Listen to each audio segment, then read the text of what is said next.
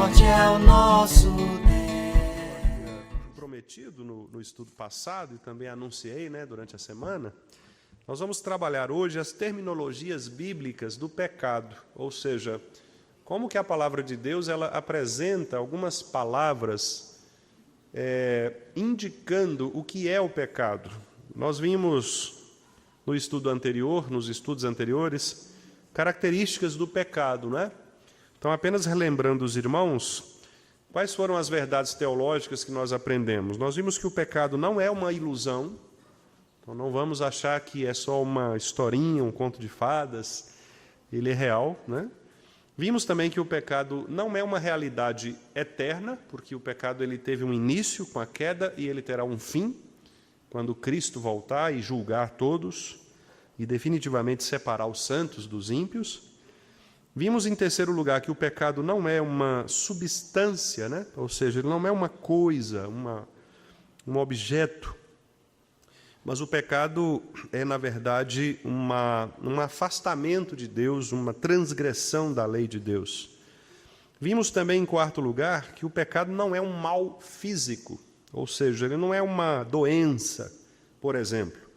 O pecado está no coração, é uma transgressão, como vimos, da lei de Deus e a falta de conformidade com essa lei. Em quinto lugar, nós vimos que o pecado não é meramente uma ação externa, não são os nossos comportamentos morais, né? Os comportamentos morais, eles refletem aquilo que está no coração. Então, o problema do pecado não é externo, mas é interno. E, por último, em sexto lugar, nós vimos que o pecado não é meramente nós desagradarmos, ferirmos uma outra pessoa. O pecado é uma agressão contra Deus. Lembrem-se do Salmo 51, quando Davi diz, pequei contra ti somente, né? Mas ele não estava ali se esquecendo do seu pecado em relação a Batseba, em relação a Urias, em relação ao povo. Ele estava apenas dizendo que o pecado, em última instância, é contra Deus, né? Por isso ele diz, pequei contra ti somente. Então nós vimos essas 6 características, ou 6 verdades teológicas acerca do pecado. E hoje nós vamos ver então quais são os nomes, os termos, né, que a Bíblia utiliza para se referir a pecado. Então, por que é importante nós falarmos disso? Porque, às vezes, nós, quando lemos a Bíblia, aparecem alguns termos e a gente fica, em alguns casos, confusos, né? Porque os termos nem sempre são termos fáceis, a gente fica um pouco confuso para entender, ou então nós não conseguimos perceber que o texto bíblico está falando da mesma coisa, né? Porque, às vezes, o escritor bíblico opta por uma palavra, por exemplo, iniquidade. E aí a gente fica, mas será que iniquidade é o mesmo que pecado? Né? Por que o escritor bíblico preferiu usar iniquidade, não usou o pecado? Paulo, lá em 1 Coríntios 5, usa a palavra imoralidade, né? Então, aí você fala assim, peraí, mas por que ele usou imoralidade e não usou pecado? Por que ele deu outro nome? Então, isso é bom nós sabermos disso, porque os irmãos vão perceber que há, de fato, variações na palavra de Deus quanto ao uso dos termos para se referir ao pecado. Então, o que nós vamos fazer aqui hoje é isto, mostrar aos irmãos de uma maneira bem simples, né, algumas ocorrências da palavra pecado nas suas várias formas, né? A gente vai ver algumas palavras. Não vou entrar, obviamente, nas questões linguísticas, né, de hebraico, grego, essas coisas. Vamos falar do português mesmo, que é o texto que a gente lê na revista e atualizada, do modo como ele aparece. A não ser naqueles casos em que a tradução acaba confundindo um pouco a gente, né? Porque, às vezes, o tradutor ele prefere escolher uma palavra que, na visão dele, represente melhor a ideia do texto, né? Então, isso pode acontecer. Por isso que os irmãos leem, por exemplo, na ARA, leem na NVI, leem na NAA, né, que é a Nova Almeida Atualizada, NVT, Nova Versão Transformadora, a pior delas que na linguagem de hoje, né? Nova tradução na linguagem de hoje, NTLH, né? Então, eu falo a pior porque ela é a mais informal de todas. Então, as traduções que são muito informais, que elas têm uma linguagem muito popular, elas correm muito risco de ferir alguns termos, né? Então, ela realmente eu não gosto assim de recomendar. Se os irmãos querem uma tradução um pouco mais fácil de ler, eu acho que a mais recomendada é mesmo a NVI. Ou a NVT, que é um pouco é mais informal do que a NVI, mas não tão informal quanto a linguagem de hoje. Então, eu ficaria aí nessas duas, né? A NVT e a NVI, com preferência para a NVI. Nas que são mais conservadoras, nós temos a Corrigida Fiel, que é a ACF, que é talvez a mais literal, a mais próxima do texto original. Alguns irmãos batistas, alguns irmãos ortodoxos, Igreja Presbiteriana Reformada do Brasil, que é a IPRB, que é uma denominação, né? Alguns deles preferem a Corrigida Fiel, porque eles acham que é um texto mais fiel mesmo, como o nome já diz, né? Um texto mais próximo do original. Mas a ARA, que é a nossa versão, que historicamente, né, a IPB utiliza há anos, né, há décadas, é um texto confiável também, um texto muito bom, com pequenas discussões, né, entre os tradutores, mas, em geral, um texto muito confiável. E a Nova Almeida atualizada, que foi publicada pela editora Fiel, inclusive com os comentários do pastor presbiteriano R.C. Sproul, né, também é uma versão muito confiável, muito boa. Ela é um pouco mais clara do que a ARA, né? Algumas igrejas presbiterianas e batistas reformadas, inclusive, têm até utilizado essa versão, né? NAA. Então, ela também é uma versão muito boa. Os irmãos podem, quando forem comprar, né, podem confiar sem nenhum problema. Geralmente, a gente usa a ARA porque é a que a gente lê na igreja. Então, é ruim você ler numa versão que os outros estão lendo diferente, né? Como a gente faz leitura coletiva, então, obviamente, o ideal é que todos tenham a mesma versão. Mas se for para você estudar em casa, né, ou fazer alguma exposição privada, né, ou você for usar o seu texto para, por exemplo, fazer uma palestra, algo assim, então estas versões são muito boas, né? A ARA, NAA, NVI e a NVT, que é mais acessível, mais popular no seu texto e ainda confiável, né? Bom, mas dito isso, então, como eu estava dizendo aos irmãos, o que é que eu vou fazer aqui? Vou apenas apontar algumas palavras que ocorrem tanto no Antigo quanto no Novo Testamento, para que a gente perceba como que a Bíblia, então, ela apresenta o pecado, né? Quais os termos que a Bíblia usa, que os escritores bíblicos usam para definir o pecado. Então, a metodologia vai ser muito simples. Nós vamos abrir o texto bíblico e eu vou mencionar para os irmãos qual é a palavra, né, que vai ser destacada nesse texto. Por exemplo, vamos começar então com Gênesis 4:7. Gênesis 4:7. Os irmãos vão ficar aí bem atentos, né, no manuseio da Bíblia, para a gente poder ler os vários textos aqui. Gênesis 4:7. A palavra que aparece aí é pecado mesmo. É o substantivo pecado, né? Como os irmãos vão ler aí comigo. Gênesis 4:7. Vamos ler então? Se procederes bem, não é certo que serás aceito? Se todavia procederes mal, eis que o pecado jaz à porta. O seu desejo será contra ti, mas a ti cumpre dominá-lo. Então, a palavra que aparece aqui é pecado mesmo. E no original hebraico,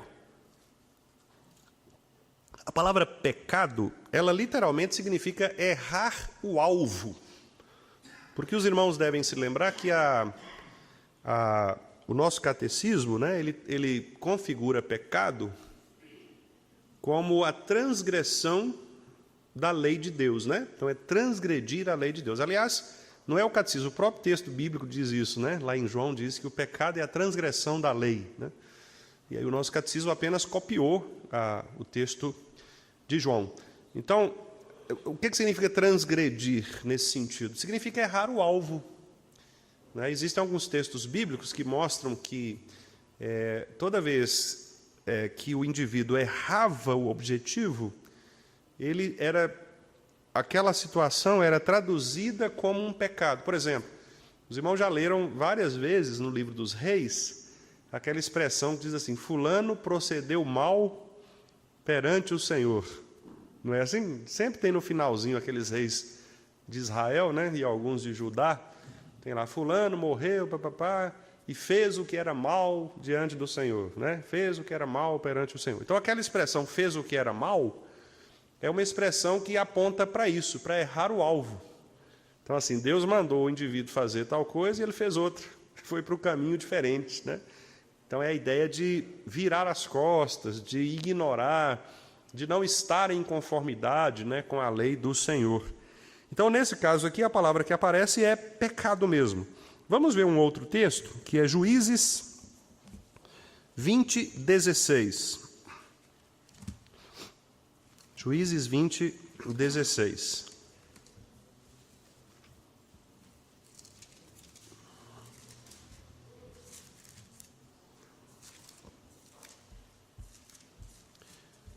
Se vocês quiserem projetar ali, João e Caio, se vocês quiserem projetar a pergunta, pode projetar. O que é pecado? Porque aí os irmãos a gente vai sempre fazendo essa referência, né, à transgressão da lei. Então, Juízes 20, 16, meus irmãos. Vamos ler juntos? Acharam aí? Juízes 20, 16. Vamos lá. Entre todo este povo havia 700 homens escolhidos, canhotos, os quais atiravam com a funda uma pedra num cabelo e não erravam. Olha que tem alguns textos na Bíblia que são engraçados, né? Quer dizer, a precisão do indivíduo aí era um negócio... E era canhoto, né? Está vendo aí, ó, os canhotos, né? Não erravam. Então, essa ideia de não errar, aí que está o mistério, o segredo. A palavra no original aqui é a mesma raiz da palavra pecado. O verbo não erravam, o verbo erravam aí, é a mesma raiz da palavra pecado. Olha que interessante. Então, é como se o texto fosse traduzido assim, eles atiravam e não pecavam, certo? Só que o pecar aqui no sentido de não errar o alvo. É a mesma raiz, Então, não está falando necessariamente de pecado, né? Pode colocar a 24. Não é a mesma... Isso aí, obrigado. Então, né, os irmãos estão vendo aí o que é o pecado, né? Que é o que nós temos falado. Então, a falta de conformidade com a lei ou a transgressão, né? E o texto que eu citei é aquele texto de 1 de João 3, 4, né, que João fala que o pecado é a transgressão da lei. Literalmente, João fala isso. Então, o catecismo só reproduziu o que a Bíblia já diz. Mas, voltando aqui, então, a expressão aí é não pecavam, ou seja, não erravam.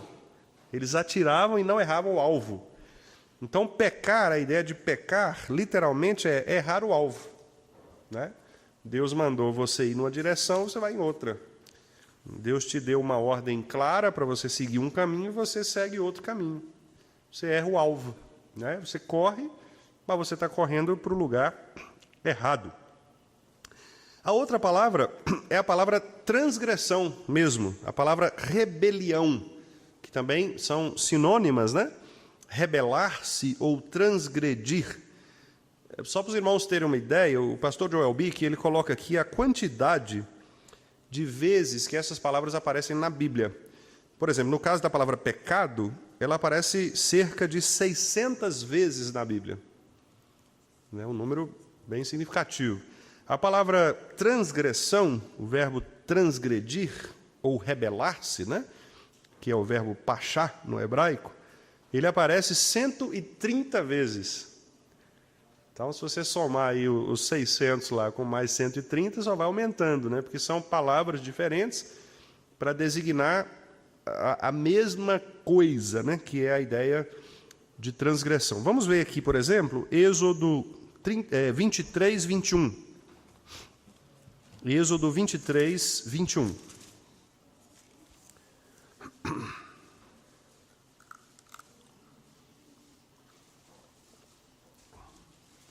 Êxodo 23, 21. Vamos ler juntos. Guarda-te diante dele, e ouve a sua voz, e não te rebeles contra ele, porque não perdoará a vossa transgressão, pois nele está o meu nome. Então aí aparece o verbo rebelar e o substantivo transgressão, né? Então essas duas palavras, dois termos, eles aparecem com a mesma raiz, a mesma ideia lá no hebraico. Então a ideia aqui disso é você desafiar uma lei posta, desafiar uma autoridade, né? Rebelar-se, a gente sabe, já viu isso, né? Rebelião significa você desafiar uma lei estabelecida, né? Rebelião de presídio, por exemplo. Então, o que é uma rebelião no presídio? Os presos discordam de determinadas regras que o carcereiro lá, né, o chefe lá, o diretor, né, do presídio estabeleceu, então eles se rebelam contra uma determinada lei, uma determinada norma, né? Então é exatamente isso. A palavra aparece também para indicar a atitude do ser humano de se voltar contra a lei de Deus, de transgredir, de rebelar, virar as costas, né, contra a autoridade. Vamos ver um outro que está lá em 2 Reis, segundo livro dos Reis,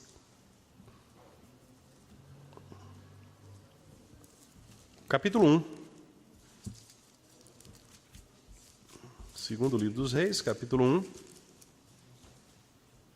Depois, irmãos, eu vou fazer um resuminho disso e vou passar para vocês, né?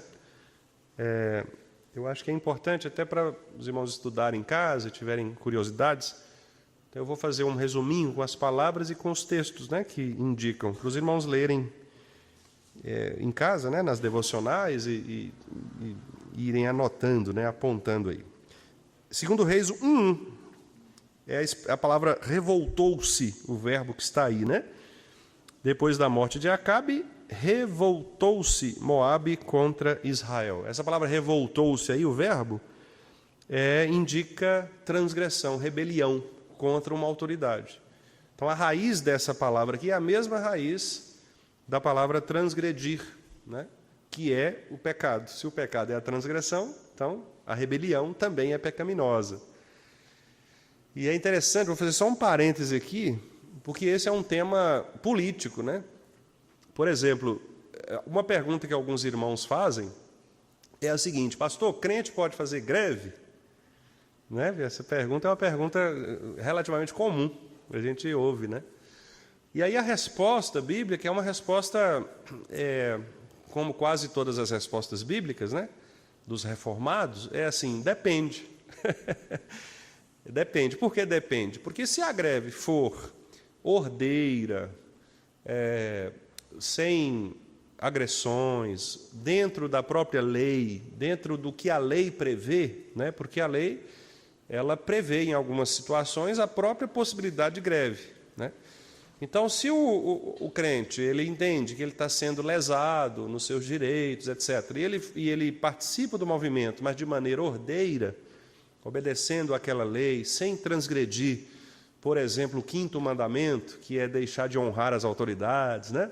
Tudo bem. O problema é que, no nosso contexto, isso é praticamente impossível. Geralmente, o contexto de greve nos nossos contextos, né, nos nossos países, é um contexto de rebelião. Geralmente, é um movimento agressivo, é um movimento que fala mal da liderança, fala mal do dirigente, né? Então, quer dizer, você quebra o 5º mandamento, né, que é honrar a autoridade, etc. Então, por isso que eu disse depende, né? Porque se for um movimento ordeiro, pacífico, dentro da lei, não há problema. Mas se for um movimento agressivo, fora da lei, né, como infelizmente é o que a gente vê por aí, ou então reivindicando coisas que são absolutamente injustas, né? Porque tem reivindicações que são reivindicações só para reclamar mesmo, né?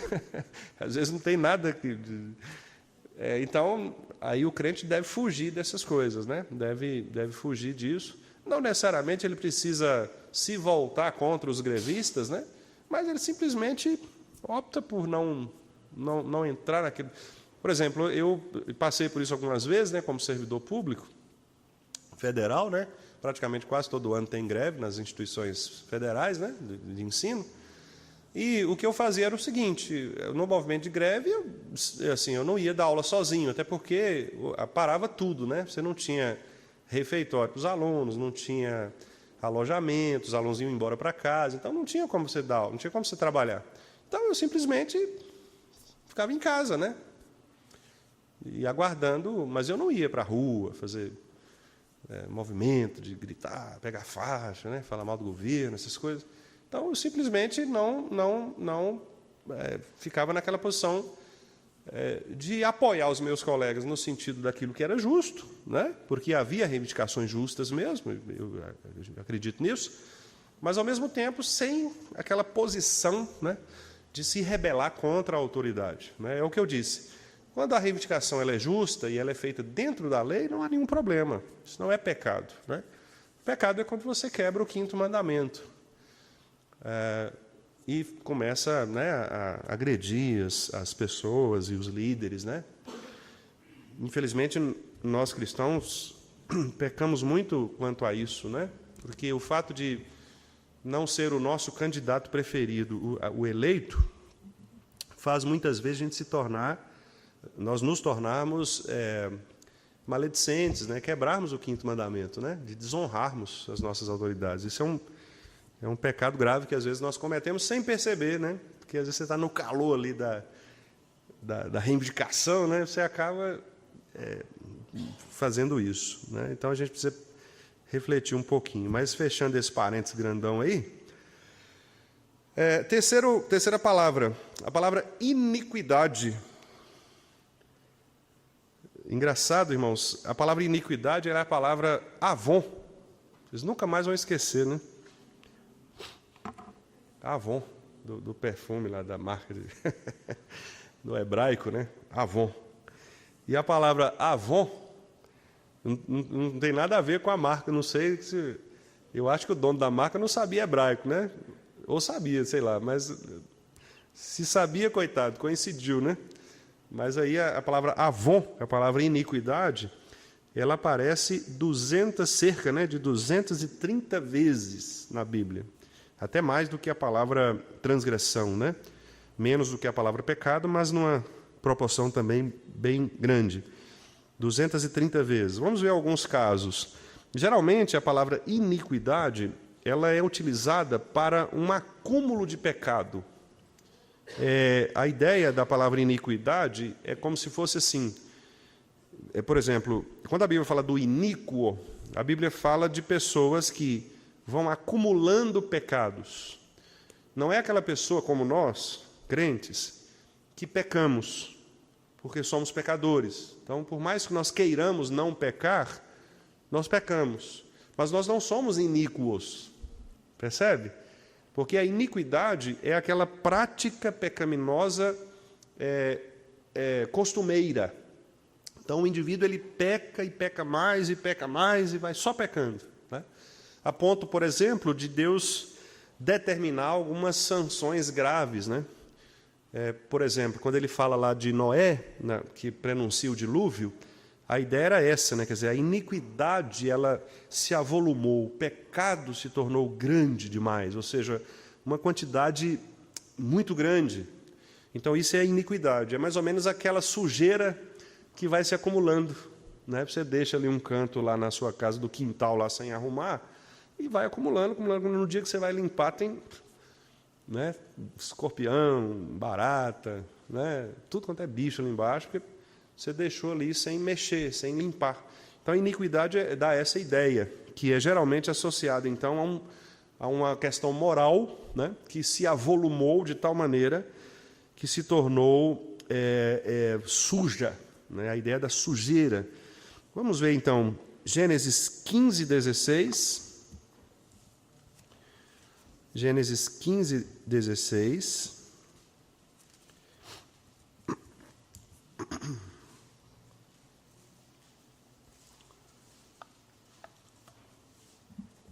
Esse texto aí fica bem claro o que eu disse para os irmãos, né? Inclusive o texto usa até a ideia de medida mesmo. É como se estivesse enchendo uma vasilha, né? Olha só o que diz aí, Gênesis 15, 16. Vamos ler? Na quarta geração tornarão para aqui, porque não se encheu ainda a medida da iniquidade dos amorreus. Está vendo? Então o texto está falando aí o seguinte, de que há um acúmulo de maldade, né? Então é como se Deus fosse ajuntando numa grande caixa ali, né? E fosse medindo, né? Até chegar o momento de transtornar mesmo, que foi o que aconteceu no dilúvio, né? Por exemplo. Houve esse transbordamento de iniquidade e Deus então resolveu punir, né, com a severidade o pecado, né? Vamos ver também outro texto, Números 15, 31. Números 15, 31.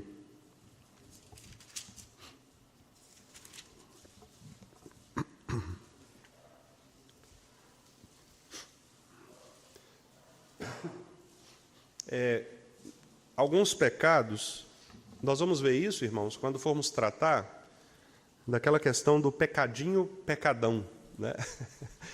E alguns irmãos equivocadamente dizem assim, não,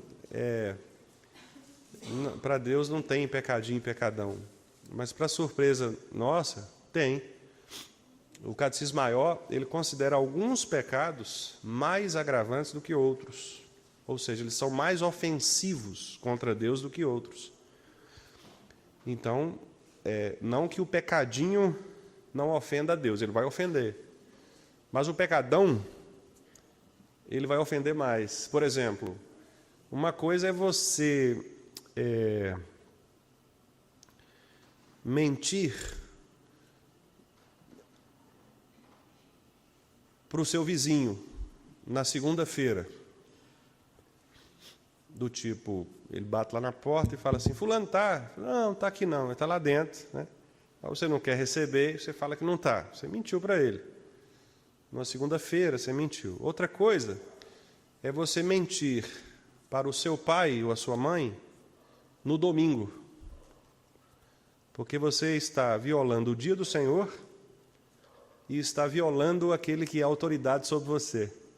Então você quebra o mandamento do sábado e quebra o mandamento da honra. Então, esse pecado contra o pai é mais agressivo do que o pecado contra o vizinho. Certo? Nós vamos ver isso quando chegar lá na hora certa, né? Então, só para os irmãos tirarem da cabeça essa ideia de que não existe pecadinho e pecadão. Existe. O pecadinho manda qualquer pessoa para o inferno. Mas há pecados que ofendem mais a honra de Deus. É isso que nós estamos falando, né? Graças a Deus não existe pecado que Deus não possa perdoar, né? Deus perdoa qualquer pecadão, como qualquer pecadinho. Então, a graça é maior do que qualquer grande pecado.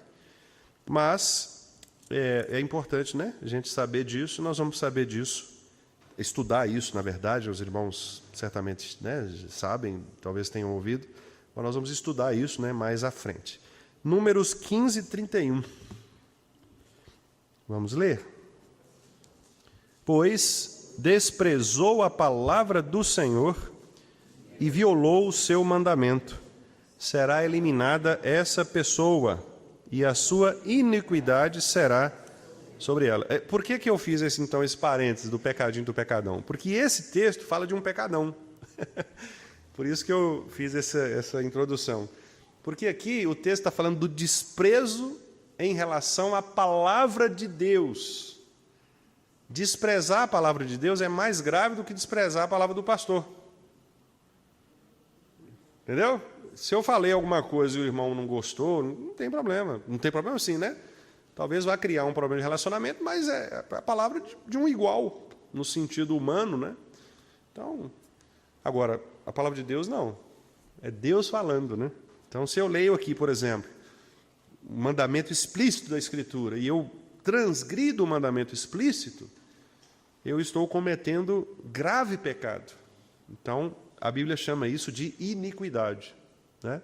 Você cometer um grave pecado em relação a Deus, como, por exemplo, desprezar a palavra do Senhor, é um grave pecado.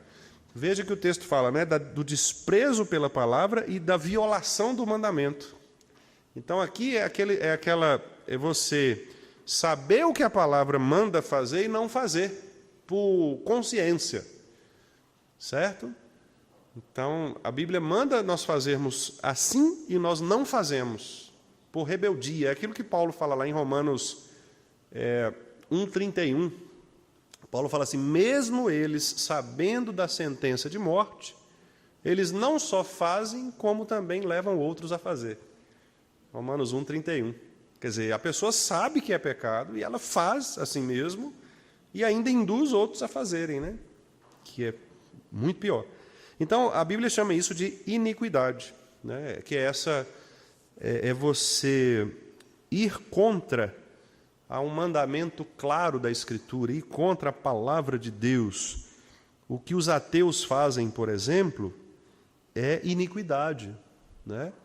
Lá no Salmo 14, fala sobre isso. Vamos ver lá o Salmo 14? Me lembrei aqui, acho que vale a pena citarmos. A Bíblia chama essas pessoas de loucas, né? De insensatas. Olha só o primeiro versículo aí do Salmo 14. Diz o insensato no seu coração, não há Deus. Esse é o ateu, né? Só que aí, olha só o que acontece na parte B. Corrompem-se e praticam abominação. Quer dizer, essa é a característica, né? Então a palavra está chamando aqui de abominação. Veja, Deus abomina, né? Abominação é uma coisa terrível, né? É aquilo que o texto chamou lá desse mal moral, né? É mais do que transgredir, é você carregar de maldade a transgressão. Tanto que lá no versículo 4, olha para os irmãos verem aí. Eu não sei como está no original, eu teria que olhar, porque eu me lembrei de cabeça aqui, né? Eu não sei se a tradução aí é a mesma de Avon, né? Provavelmente sim. Como eu disse aos irmãos, a revista atualizada ela é bem próxima, né, do literal, mas eu não posso afirmar com certeza, eu teria que olhar. Mas aqui diz assim o versículo 4, acaso não entendem todos os obreiros da iniquidade, né? Tá vendo? Que devoram o meu povo.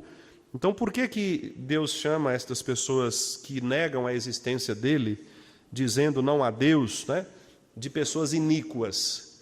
Porque justamente elas transgridem o primeiro mandamento, né, o principal dos mandamentos, que é exatamente a existência de Deus e a relação do homem com Deus. Então, esse é um pecado gravíssimo. O ateísmo é um pecado gravíssimo, gravíssimo. Porque é uma pessoa que vira as costas, né, exatamente para aquele que é o seu Criador. E o crente que vive um ateísmo prático, ele também corre o risco, né? O que é o ateísmo prático? É aquela coisa de você confessar com os lábios, mas transgredir com o coração, que é o que nós vimos aqui no texto de Números. Então eu ouço a palavra, ouço a pregação, ouço o ensino, eu leio a palavra em casa, eu vejo o que Deus está dizendo, mas eu faço o contrário. Eu não obedeço, então eu estou virando as costas para a palavra e violando os mandamentos do Senhor. Então isso pode configurar, como nós vimos no texto, iniquidade. O pastor Joel Bick diz aqui o seguinte sobre isso, ele fala assim, quando uma pessoa peca, ela deliberadamente falha em alcançar o propósito para o qual foi criada, e se rebela desafiadoramente contra a autoridade do Senhor e, consequentemente, incorre em culpa e fica sujeita à punição. Olha só. Então, a pessoa ela peca deliberadamente, né? Ela escolhe pecar. Então, essa é a ideia da iniquidade. É uma transgressão clara, é uma transgressão pensada, né? O indivíduo ele faz questão de tornar público, né, o seu pecado. Por isso que Paulo, lá em 1 Coríntios 5, irmãos, quando aquele jovem teve aquele relacionamento incestuoso, né, com a madrasta, Paulo fica muito, muito triste, muito chateado com a igreja de Corinto, né, a ponto dele dizer assim, não é possível, né, que vocês estão vendo uma imoralidade dessa acontecer, nem entre os gentios, nem fora no mundo isso acontece, mas está acontecendo dentro da igreja, vocês estão aí parados, sem fazer nada, pelo contrário, vocês estão achando que são bons espiritualmente, né? Paulo dá uma chacoalhada violenta ali, né, na 1 Coríntios 5. E por quê? Porque Paulo entende exatamente, ele chama isso de imoralidade, né? Ele entende que se a igreja ela não disciplina os seus membros, ela corre o risco exatamente de receber a punição justa do Senhor. Né? Por isso que uma das marcas da igreja reformada é a aplicação correta da disciplina. Uma igreja que não disciplina os seus membros, eu estou falando de disciplina aqui, não só afastamento da comunhão, mas disciplina, pastoreio do dia a dia, a correção, né, diária, a correção por meio da pregação da palavra, do ensino, do convívio mútuo, né, como Paulo diz lá em Colossenses 3,16, aconselhando mutuamente, admoestando mutuamente. Quando não há esse pastoreio coletivo, né, quando todos cuidam de todos, a igreja corre sério risco, né, de se afundar mesmo, porque o pecado começa a entrar, o pecado vai achando graça, né, na vida da igreja, e chega um momento em que a igreja se torna iníqua. Né? Algumas igrejas, irmãos, elas podem se tornar iníquas, né? Sinagoga de Satanás, como diz Jesus lá na igreja de Laodiceia, né? Laodiceia ou Sardes? Eu fiquei na dúvida, acho que é Laodiceia, né? Vocês vão se tornar sinagoga de Satanás. Né? Quer dizer, por quê? São igrejas que se tornaram tão iníquas que elas acabam sendo igreja, deixa de ser igreja. Quando a palavra de Deus promete que a igreja não vai acabar, ela não está falando da igreja local, ela está falando da igreja corpo de Cristo. Igrejas locais podem acabar. Se a igreja do Vale não ficar atenta à pregação da palavra, a uma vida compatível, né, uma vida cristã autêntica, ela pode acabar. Pode acabar. Igrejas na Europa se tornaram, muitos templos na Europa se tornaram hoje boates, casa de show. Né? Eu tenho um colega muito querido que foi para a Escócia, ser pastor na Escócia, já tem alguns anos, tem mais de 15 anos, né? Ele está na Escócia, e de vez em quando eu mando uma mensagem, ele responde, e ele sempre diz, olha, aqui você passa na frente das igrejas históricas, Escócia, nós estamos falando do berço do presbiterianismo, né? Nós nascemos lá na Escócia, né? O presbiterianismo nasceu lá. Então ele fala assim, você passa em frente a igrejas históricas, virou teatro, casa de show, né? Vendeu às vezes para outra coisa lá. Por quê? Lê, por favor, aí, Alan, o texto.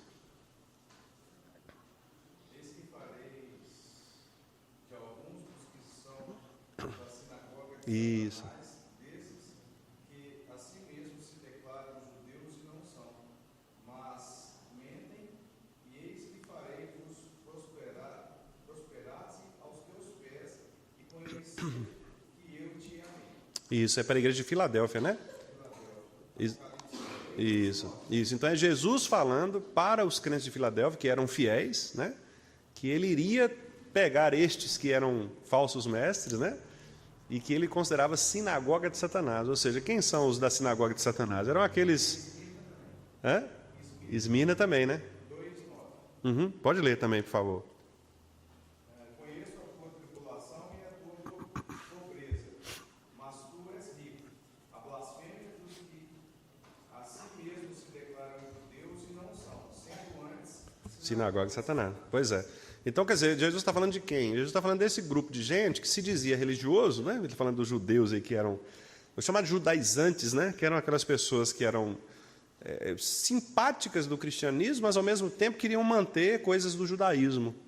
E aí Jesus falou, olha, vocês não são nem uma coisa nem outra, né? Vocês não são nem judeus raiz, nem cristãos, então, e pior, né? Vocês estão pervertendo o verdadeiro cristianismo. Então vai chegar um ponto que vocês serão sinagoga de Satanás, ou seja, vocês vão fazer uma igreja, né, uma sinagoga que era tipicamente judaica, mas sem qualquer relação com o Deus verdadeiro. Então, isso significa dizer que igrejas locais, elas podem morrer, elas podem se tornar mesmo lugares promíscuos. Né? Conversei com o pastor da Igreja Batista, lá do Barro Preto, E ele me dizia o seguinte, que eu não vou citar nomes aqui para não como disse um apresentador de rádio hoje, né, meu advogado está de férias, então não vou, não vou procurar processo à toa. Né? Mas ele citou, perto da igreja, tem 2 outras igrejas, né? Eu não vou citar aqui as denominações, não são presbiterianas não, graças a Deus, né? Do Brasil não. Mas tem 2 outras igrejas que são liberais, igrejas históricas, igrejas antigas, né, em Belo Horizonte. Uma delas teve um culto em que a Umbanda liderou o culto, né, fez a liturgia, porque os liberais eles são ecumênicos, né, então para eles não importa qual Deus você adore, o importante é adorar algum Deus, né. E aí, segundo o pastor Tarcísio, que é o pastor que está lá na Barra Preta, ele falou o seguinte: chegou uma pessoa lá dessa igreja, né, e falou, pastor, no dia que a Umbanda fez o culto, eu ainda falei assim, não, eu ainda vou ficar aqui para tentar lutar. Mas aí eu resolvi sair no dia que o pastor subiu no púlpito e assumiu que era gay. Aí eu não consegui ficar, eu tive que sair. Isso aqui em Belo Horizonte. Né, lá vocês conhecem muito melhor do que eu, né? Uma região ali bem significativa, né?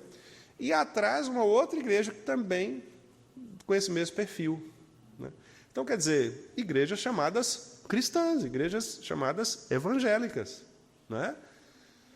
Então, meus irmãos, não pensem que nós estamos livres dessas questões. Não estamos. Fiquemos, portanto, atentos, né, aos nossos concílios, a quem nós elegemos como os nossos presbíteros, como os nossos representantes ao presbitério, ao sínodo, ao Supremo Concílio, porque lá é que essas leis aparecem.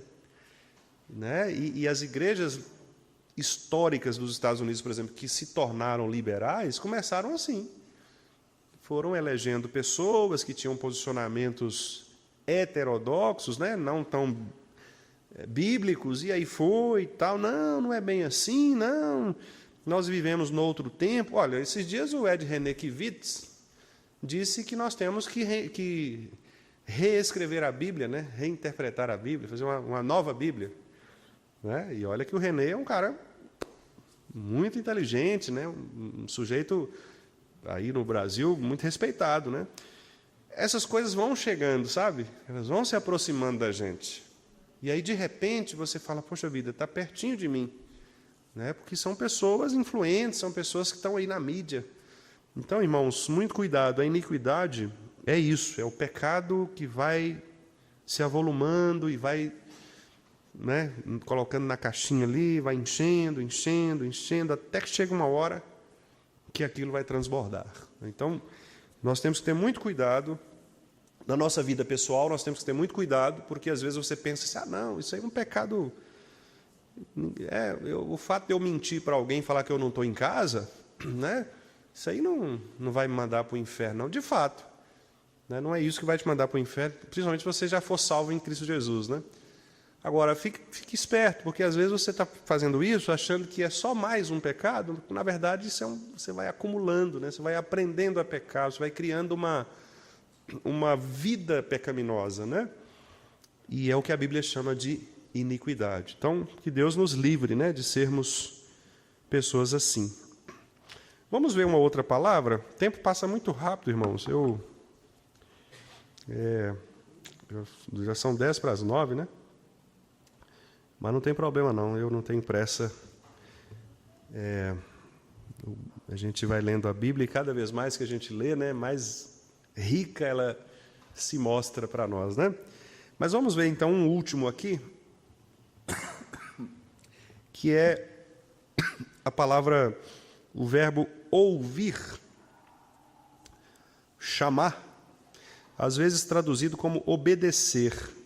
E o pastor Joel Bick, ele destaca aqui o seguinte, que este verbo, né, ele tem um papel importante na referência ao pecado, porque, por exemplo, quando Deus ele pronuncia juízo contra Adão, lá em Gênesis 3:17, que a gente vai ler, ele fala sobre chamar, né? Deus chama Adão para uma conversa.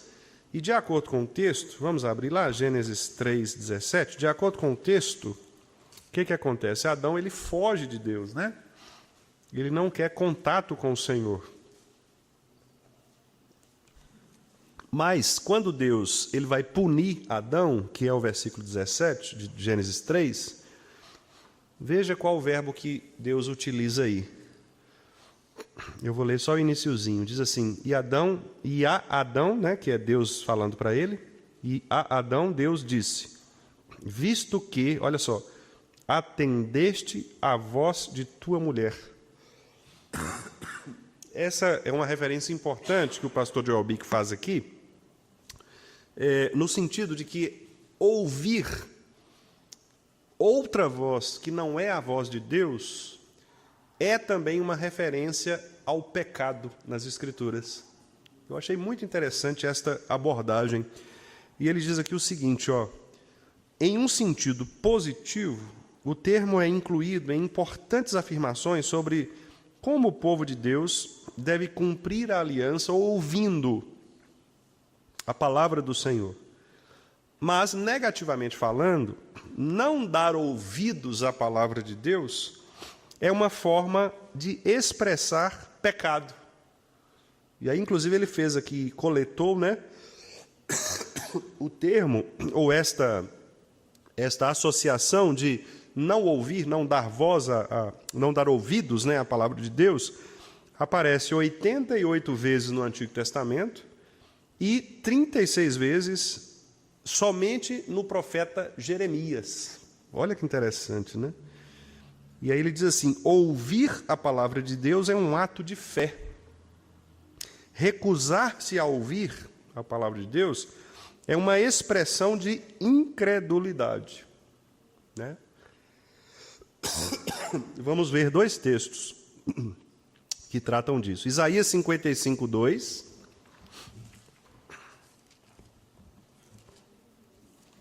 Isaías 55:2.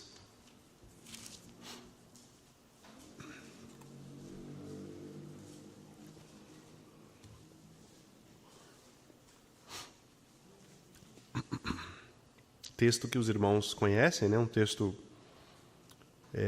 bastante lido, né? Nos nossos cultos, trata da graça, né? Inclusive o versículo 6, né? Os irmãos, a gente tem inclusive hinos, né? Buscai o Senhor enquanto se pode achar, invocai enquanto está perto. Mas no 2, vamos ler o 2 juntos? Por que gastais o dinheiro naquilo que não é pão e o vosso suor naquilo que não satisfaz? Ouvi-me atentamente, comei o que é bom e vos deleitareis com finos manjares. Aqui, o pastor Joel Bick, então, chama a atenção para esse verbo ouvir. Ouvir atentamente é sinal de obediência. Mas o contrário disso, que é não dar ouvidos à palavra, é sinal de incredulidade. Vamos ver o texto, então? Segundo Reis, segundo livro dos Reis.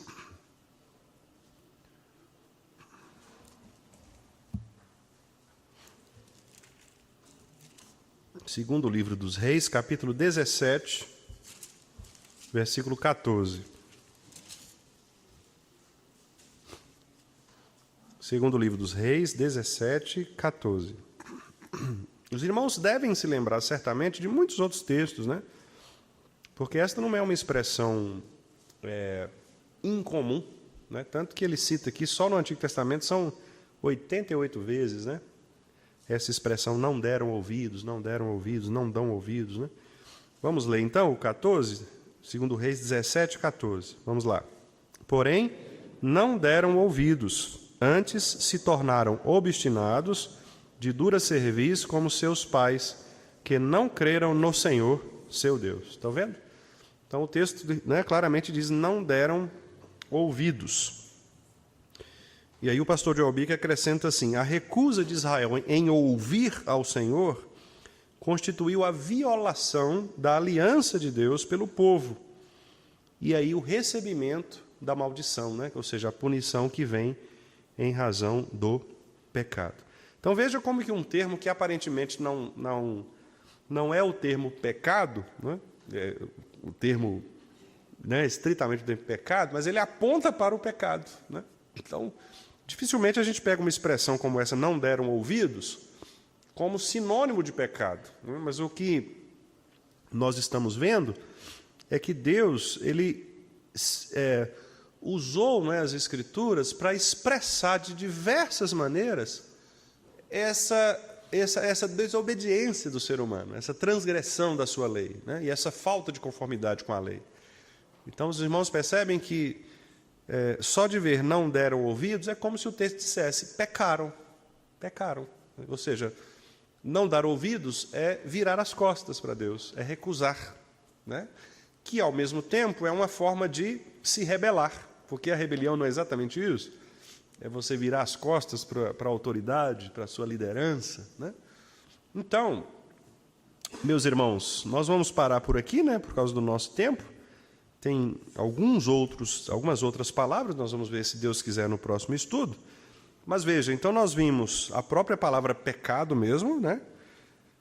A palavra kadar, que é no hebraico, né, que significa, então, errar o alvo, né? Errar o alvo, pelo menos 600 vezes na Bíblia. Vimos a palavra, o verbo, né, transgredir, ou rebelar-se, o verbo, né, o pachá, ou pechá, né, que aparece também 130 vezes. Vimos a palavra iniquidade, avon, que aparece mais de 230 vezes.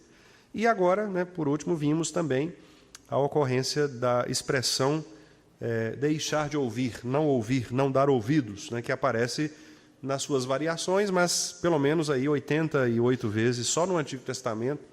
Em Jeremias, 36 vezes, né, aparece esta expressão. Então, para finalizar com o meu comentário aqui, eu diria o seguinte, aquilo que eu disse no início. Por que é importante, né, nós estudarmos estas questões? A gente pensa, mas por que o pastor está, né, falando de termos, de palavras? Exatamente para mostrar aos irmãos como que a Bíblia ela é riquíssima, né? E como que Deus, na sua sabedoria, Ele quis mesmo revelar de maneira clara. Por isso revelar, né? Tirar o véu, mostrar claramente, manifestar com clareza o que significa opor-se à sua lei, né? Então, quando o catecismo diz lá que o pecado é qualquer falta de conformidade ou a transgressão, né, nós devemos, de fato, entender que Deus está o tempo todo nas Escrituras mostrando que a queda trouxe para o homem um estado de perdição, um estado de miséria, né, um estado de degradação. Se Deus quiser, meus irmãos, no próximo estudo, né, a gente continua com mais outras palavras apontando aí esses detalhes. Alguma pergunta, comentário?